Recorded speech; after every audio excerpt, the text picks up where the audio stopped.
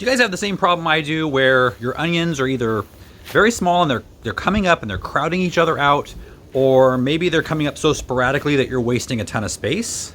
The answer to that is in this Tuesday's quick tip.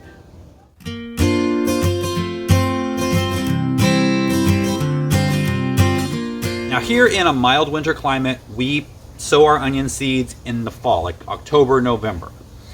In the cold winter climates, you're gonna be sowing yours probably coming up pretty soon. As soon as the ground can be worked, your onion seeds can go in the ground. So onion seeds are really, really small, and so it's really hard to space them appropriately when you're planting them directly in the garden. Now I have a couple of other videos on planting onions. I'll link those down below in the video description. But right now I'm going to show you how to solve that problem of erratic onion spacing. Because it's really nice to see a fully grown onion bed with perfect spacing between the bulbs. Ideally, you want an onion coming up about every 5 to 6 inches. The problem is, I have spaces here that have maybe 1.5 feet with no onions, and then another 6 inches that have 5 or 6 onions. So, all you have to do is take the spot where you got a bunch of them coming up.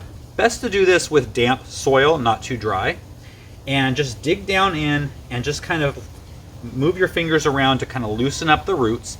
Now, onions are super forgiving, so it's really easy to do this, probably more than any other seedling, without harming them. Once you get a bunch up in your hand, you can slowly tease them apart. You can just use your fingers or a pencil, and then plant each one in its own spot about 5 to 6 inches apart. Now my drip holes here are 6 inches apart, so it makes it really easy for me to know the spacing. That's it. Happy planting.